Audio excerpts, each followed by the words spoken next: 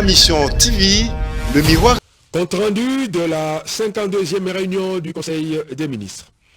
Ce vendredi 9 octobre 2020 s'est tenue par vidéoconférence la 52e réunion du Conseil des ministres sous la présidence de son Excellence M. Félix-Antoine Tshisekedi Tshilombo, président de la République, chef de l'État. L'ordre du jour relatif comportait les points suivants. 1. Communication de son Excellence M. le Président de la République, chef de l'État. 2. Points d'information. 3. Approbation d'un relevé des décisions du Conseil des ministres. 4. Examen et adoption des dossiers. 5. Examen et adoption des textes. De la communication de son Excellence Monsieur le Président de la République. 8 points étaient inscrits dans la communication du Président de la République. 1. Dossier installation officielle des autorités de la commune rurale des Minembwe. Le Président de la République a fait part au Conseil des ministres de la situation des tensions actuelles, particulièrement dans les hauts plateaux, consécutive à l'installation officielle des autorités de la commune rurale de Minembwe dans la province du Sud Kivu. Fort des éléments recueillis à l'issue des entretiens qu'il a eus avec les différentes couches sociales de la région, notamment les élus nationaux et locaux, les autorités civiles et militaires et les représentants de la société civile, et tenant compte du risque imminent de déstabilisation et d'exacerbation de l'animosité entre les populations des hauts plateaux, le président de la République, en tant que garant du bon fonctionnement des institutions, se fondant sur le principe, le salut du peuple et la loi suprême, a réitéré sa décision d'annulation de l'ensemble du processus d'installation ici décrit. Pour ce faire, il a décidé la mise en place, dans les meilleurs délais, d'une commission composée d'experts scientifiques non originaires avec mission de clarifier les choses, de retracer toutes les limites des communes concernées de haut plateau en vue de dégager des propositions de solutions appropriées à prendre. Enfin, il a mis en garde toute personne qui chercherait à torpiller à des fins de manipulation politicienne. Cette démarche est uniquement dictée par le seul besoin de maintien de la paix sociale. Compte rendu de la réunion du Bureau de l'Union africaine. Le chef de l'État a rendu compte au Conseil des ministres de la réunion du Bureau de l'Union africaine à laquelle il a participé. Les points étaient débattus. Le premier portait sur le rapport du responsable du Centre africain de détection et de contrôle des maladies infectieuses sur l'évolution de la pandémie de Covid-19 sur le continent. Quant au second, il portait, lui, sur l'avenir de l'accord ACP-Union européenne. S'agissant de l'évolution de la pandémie à Covid-19 sur le continent, un constat a été fait de la tendance baissière de la propagation du coronavirus. Toutefois, il a été recommandé de rester vigilant et de respecter les gestes barrières. En ce qui concerne l'avenir de l'accord ACP-UE, les membres du bureau ont conclu à la nécessité d'une discussion préalable au niveau du bureau de l'Union africaine élargie au président des communautés économiques régionales, CER en sigle, et à l'affirmation du principe de centrer le futur partenariat UE-UA sur les priorités de l'Afrique et de placer le dit partenariat à un double niveau des États et de l'Union africaine. Compte rendu du mini-sommet de Goma. À l'initiative de la République démocratique du Congo, il s'est tenu par visioconférence et sous la présidence du chef de l'État, son Excellence Félix-Antoine Tshisekedi Tshilombo, en date du 7 octobre 2020, un mini-sommet de chefs d'État de pays des Grands Lacs, à savoir l'Ouganda, le Rwanda, l'Angola et la République démocratique du Congo. Au cours du dit mini-sommet, les chefs d'État participants ont parlé de relations bilatérales, des questions sécuritaires à l'est de la République démocratique du Congo et aux frontières des autres pays, en particulier de la problématique de lutte contre les groupes armés, les réseaux mafieux et le terrorisme international qui sévissent dans cette contrée, des questions du commerce transfrontalier et de la gestion de la lutte contre la pandémie de la Covid-19. À titre de résolution, les chefs d'État ont pris un certain nombre d'engagements dont les mesures d'application seront peaufinées dans chaque domaine par les experts des pays concernés sous la supervision de leurs ministres des Affaires étrangères respectifs. 4 réunions du comité de pilotage du mécanisme national de suivi de l'accord cadre d'Addis Abeba. Dans le cadre de la tenue prochaine du 10e sommet des chefs d'État et de gouvernement des pays signataires de l'accord cadre d'Addis Abeba, il se tiendra en date du lundi 12 octobre 2020 la réunion du comité de pilotage du mécanisme national de suivi du dit accord. Les ministres sectoriels concernés par le dossier seront invités à cette réunion. À cet effet, le coordonnateur du mécanisme national de suivi de l'accord cadre d'Addis Abeba a été prié d'entrer en contact avec la direction du cabinet du chef de l'État pour prendre toutes les dispositions en rapport avec l'organisation matérielle de cette réunion, à l'issue de laquelle sera adopté notamment le rapport complet sur les préparatifs y afférents. 5 réhabilitations de la nationale numéro 1, tronçon Mwanda-Boma, et de la nationale numéro 12, tronçon Manterne-Tchela. Le président de la République a rappelé que les infrastructures routières sont des instruments importants et indispensables à la réalisation des politiques gouvernementales tant au niveau central que provincial, tout en relevant l'importance de l'aménagement de l'ensemble du territoire national en infrastructures routières de bonne qualité. Il a constaté que les travaux de réhabilitation des routes des tronçons Boma-Mwanda et Boma-Manterne-Tchela tardent à se poursuivre.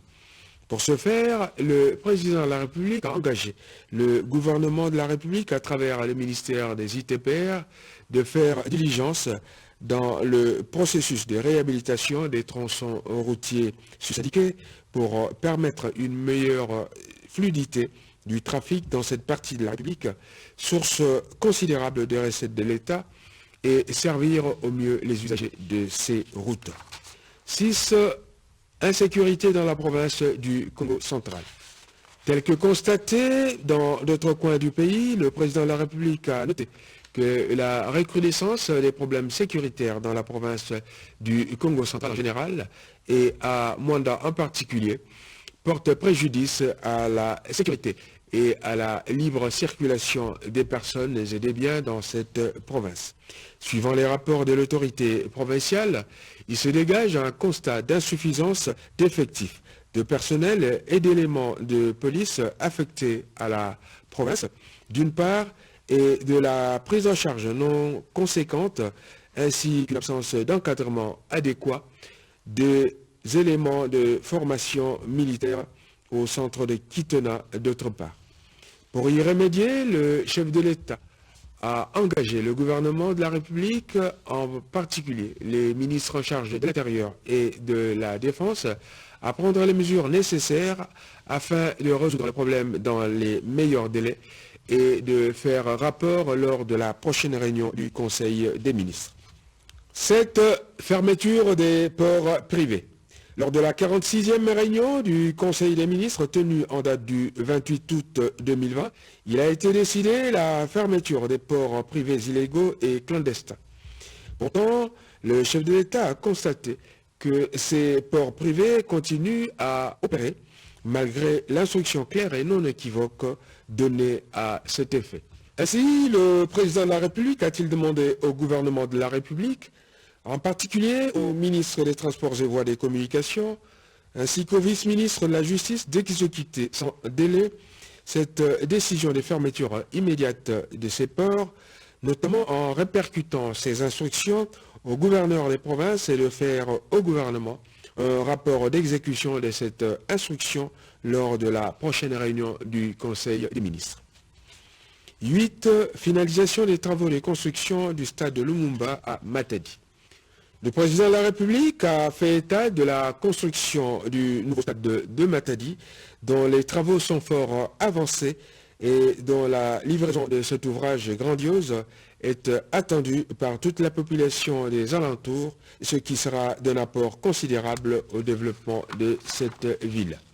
Mais étant donné que les travaux se sont arrêtés, le chef de l'État a engagé le gouvernement de la République à examiner la question et à prévoir la reprise de ces travaux dans les meilleurs délais pour la finalisation du stade. Point d'information. Vice-premier ministre, ministre de l'Intérieur, Sécurité et Affaires coutumières. En l'absence du vice-premier ministre empêché, le ministre délégué auprès du ministre de l'Intérieur en charge des affaires coutumières a fait en Conseil des ministres l'exposé de ce qui suit. 1. L'état d'esprit de la population. Constat. Satisfaction de la population à la suite du voyage effectué à Goma par le chef de l'État et de la tenue du mini-sommet sous-régional entre la République démocratique du Congo, l'Angola, le Rwanda et l'Ouganda. Tollé suscité dans l'opinion nationale à la suite de l'installation des responsables de la commune rurale de Minembwe dans le sud Kivu. Situation sécuritaire générale. Un calme relatif règne sur l'étendue du territoire national, en dehors des points d'insécurité dans l'est de la République démocratique du Congo, œuvre des miliciens des groupes armés. Par ailleurs, les opérations militaires ordonnées par le commandant suprême de FARDC se poursuivent au nord-est de la République démocratique du Congo afin d'anéantir la capacité des nuisances de groupes armés. Ceux-ci se sont récemment signalés par des attaques contre les positions des FARDC, notamment à Djougou et Irumu dans l'Ituri, à Beni Mbaou dans Beni. Le ministre a informé les membres du Conseil des ministres de la reddition d'une quarantaine des miliciens du groupe Amanapale dans le Tanganyika. Situation au plan politico-administratif. La conférence pour la paix et la réconciliation des communautés Lulua du Kasaï central et Kuba du Kasaï est prévue entre le 9 et le 11 octobre à Kananga. Situation des institutions provinciales. Dans le Congo central, un groupe de 25 députés provinciaux a procédé le mardi 6 octobre à Matadi à l'élection des nouveaux présidents et vice-présidents de l'Assemblée provinciale. Le gouvernement de la République s'est saisi de ce dossier pour assurer la paix et la quiétude dans cette province dans le respect strict des lois de la République. Situation diplomatique. Le lundi 5 octobre 2020 a eu lieu l'ouverture à Kinshasa du deuxième dialogue entre l'Union européenne et la République démocratique du Congo. Situation de la criminalité et du banditisme. On a constaté la poursuite à Kinshasa de l'opération Roadblock, accompagnée de contrôles nocturnes de véhicules. Dans le Sankourou, il a été constaté l'incendie de 38 habitations au village Olemba, dans le territoire de Lodja, commandité par un groupe de jeunes gens se réclamant d'un parti politique. La police a été instruite de remettre de l'ordre dans cette contrée. Il a été également constaté une situation de sécurité préoccupante à la prison centrale d'Ouvira dans le sud Kivu. Les mesures urgentes ont été recommandées au vice-ministre de la Justice à cet effet. Situation frontalière. La frontière avec l'Ouganda, fermée pour cause de la Covid-19, a été rouverte le 1er octobre dernier. Situation au plan social. 1. Il s'observe un relâchement quasi général par la population de l'observance des gestes barrières contre la Covid-19, en particulier dans la ville-province de Kinshasa. 2. Les pluies diluviennes de ces derniers temps ont occasionné des morts, d'importants dégâts, en plus des disparus. C'est le cas dans la cité de Salamabila, dans le Maniema, et à Sake, dans le nord Kivu. Le ministre des Affaires humanitaires a été instruit de prendre toutes les mesures appropriées à ce sujet. 3. Dans les territoires de Mwanda, Dans le Congo central, on a noté la rupture du mur de démarqueur construit pour la stabilisation de la côte. Les autorités compétentes ont été instruites de prendre les dispositions utiles à ce sujet. Ministre d'État, ministre de la Coopération internationale, intégration régionale et francophonie. Le ministre d'État a présenté le rapport sur le dialogue politique entre la République démocratique du Congo et l'Union européenne, tenu à Kinshasa du 5 au 6 octobre 2020, et le communiqué conjoint y relatif. Le ministre d'État a informé le Conseil des ministres qui s'est tenu du 5 au 6 octobre 2020 à Kinshasa la deuxième session du dialogue politique République démocratique du Congo, Union européenne, après celle de 2009. Ce dialogue a connu la participation d'une part des ambassadeurs extraordinaires et plénipotentiaires de l'Union européenne et de ses États membres présents en RDC, et d'autre part des membres du gouvernement congolais et des autres personnalités de la République.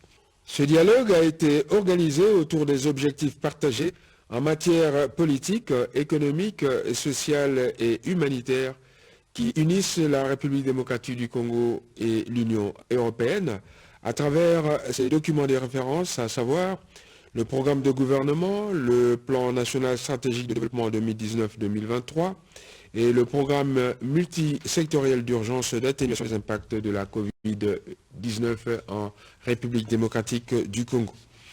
En bref, il a été examiné les problèmes concernant l'aviation civile, le climat des affaires, la sécurité et le rôle de la MONUSCO, l'environnement et les bénéfices à octroyer à la RDC en sa qualité de deuxième poumon du monde, la traçabilité des matières premières et l'embargo des sels provenant de l'exploitation illicite avec à la clé, la possibilité de la certification des matières premières, l'accompagnement de la République démocratique du Congo à la tête de l'Union africaine, l'appui à l'agriculture, l'instauration effective de l'état des droits et la lutte contre l'impunité, le recours à la justice transactionnelle, etc., etc. Les partis se retrouveront en 2021 pour une nouvelle session du dialogue politique en vue d'évaluer la mise en œuvre de leurs engagements. Elle prévoit dans l'intervalle des échanges réguliers de suivi au niveau technique. Gouverneur de la Banque centrale du Congo. Évolution de la situation récente sur les marchés d'échange ainsi que des biens et services. Invité par le gouvernement à exposer sur ce sujet, le gouverneur de la Banque centrale a donné les informations suivantes sur ces deux sujets. 1. Marché d'échange. Il a été observé une stabilité du franc congolais face au dollar américain sur la période du 1er au 8 octobre 2020. Il vient d'être constaté une augmentation de la demande de devises sur la période considérée. 2. Marché des biens et services, à savoir l'inflation. Le niveau général des prix est demeuré globalement stable sur la période sous analyse. 3. Les facteurs explicatifs. Le respect des engagements relatifs au pacte de stabilité demeure l'un des principaux facteurs à la base de la poursuite de la stabilité des prix des biens et services, ainsi que du cours d'échange observé sur la période sous analyse.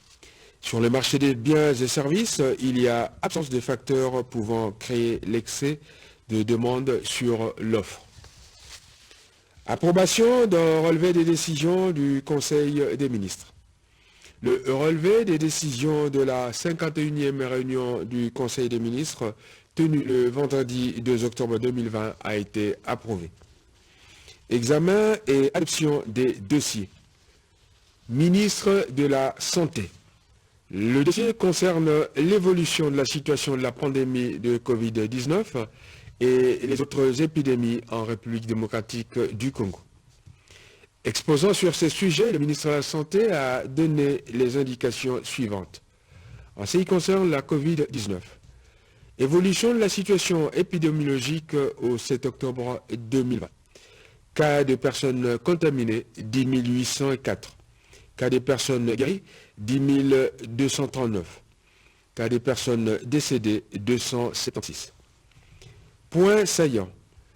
Kinshasa représente 75% des cas suivis du Nord Kivu et du Congo central. Il a été observé par ailleurs que pour la seconde semaine consécutive, aucune nouvelle zone de santé n'a notifié un cas confirmé ou probable de Covid-19 en République démocratique du Congo. Il n'avait pas été constaté de cas de contamination en milieu scolaire à l'occasion de la reprise de cours des classes terminales. Par ailleurs, il a été rappelé que le port de masque est une obligation dans le milieu de l'enseignement primaire, secondaire et universitaire. Maladie à virus Ebola à Mbandaka. Évolution de la situation au 5 octobre 2020. Cumul des cas 128. Nombre de personnes guéries 67. Nombre de personnes décédées 53. Fait saillant. Aucun cas confirmé n'a été notifié depuis le 29 septembre 2020. Il est procédé à la recherche des personnes ayant été en contact avec des personnes contaminées. 35 200 personnes ont déjà été vaccinées depuis le début de l'épidémie. Ministre du portefeuille. Le ministre du portefeuille a exposé sur le profil des mandataires de l'État à la société minière de Bakwanga Miba SA en sigle.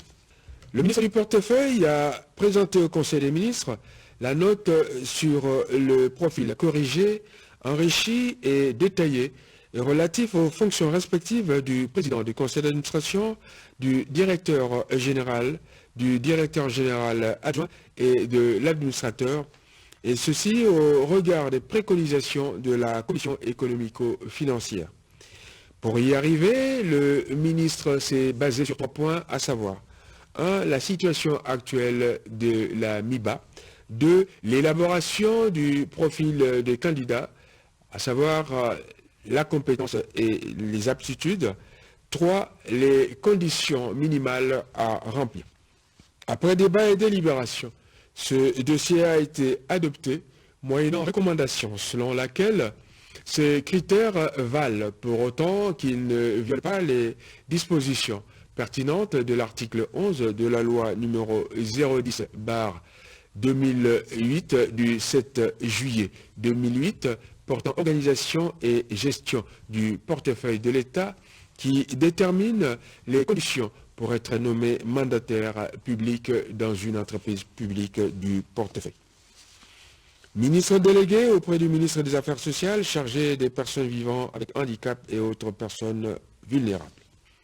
Il s'agit de la célébration de la Semaine internationale des sourds et de la Journée internationale de la canne blanche pour les personnes aveugles malvoyantes. Madame la ministre a fait part au Conseil des ministres de son intention d'organiser la Journée internationale des langues des signes, actuellement célébrée le 23 septembre, ainsi qu'une activité dite la langue des signes et pour tout le monde, dans le cadre de la Semaine internationale des sourds, SIS en sigle, et ce pour réaffirmer les droits humains des personnes sourdes. La raison de cette journée est d'éduquer le monde en matière de cécité et de lui montrer comment les aveugles et les malvoyants vivent et travaillent en toute autonomie pour contribuer au bien-être de tous.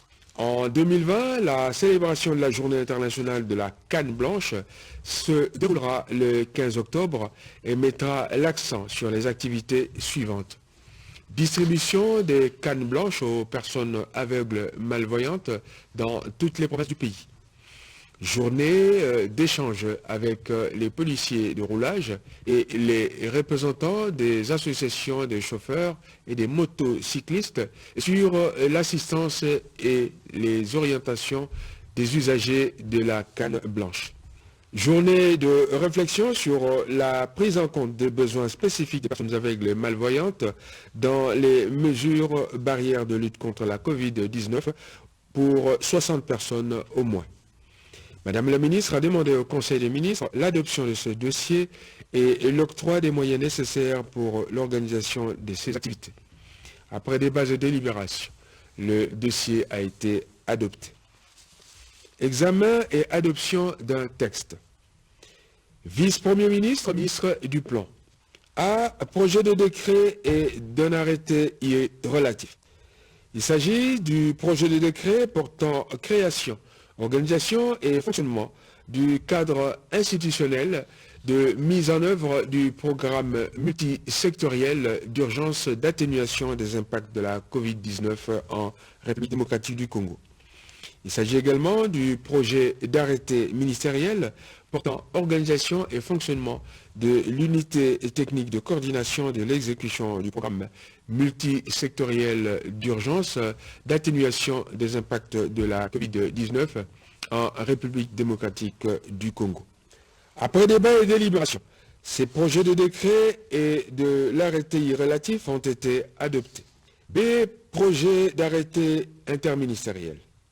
Il s'agit des 8 projets d'arrêté interministériel, à savoir 1. Projet d'arrêté interministériel portant agrément du projet d'investissement de la société Muliacap SARL. 2. Projet d'arrêté interministériel portant agrément du projet d'investissement de la société Pigma Énergie SARL. 3. Projet d'arrêté interministériel portant agrément du projet d'investissement de la société Les Brasseries du Congo, Bras Congo en sigle SA. 4. Projet d'arrêté interministériel portant agrément du projet d'investissement de la société JIRS Compagnie d'Air Congo SA. 5. Projet d'arrêté interministériel portant agrément du projet d'investissement de la société Horizon SARL par Horizon Haute. 6. Projet d'arrêté interministériel portant agrément du projet d'investissement de la société Kinglass KG en sigle SARLU. 7. Projet d'arrêté interministériel portant agrément de la société d'investissement Camet SARL.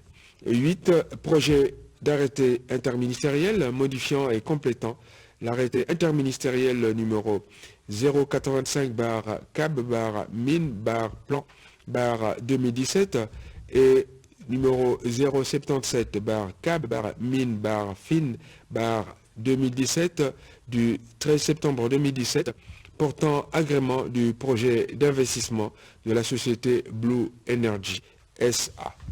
Les projets d'arrêté examinés ayant déjà été adoptés par la commission ECOFIN ainsi que par la commission des lois et textes réglementaires, Madame la vice-première ministre, ministre du Plan, a sollicité l'adoption de ces projets pour signature conjointe avec son collègue des Finances. Après débat et délibération, les projets d'arrêté interministériel concernés ont été adoptés. Commencé à 12h40, la réunion s'est terminée à 19h19. Je vous remercie.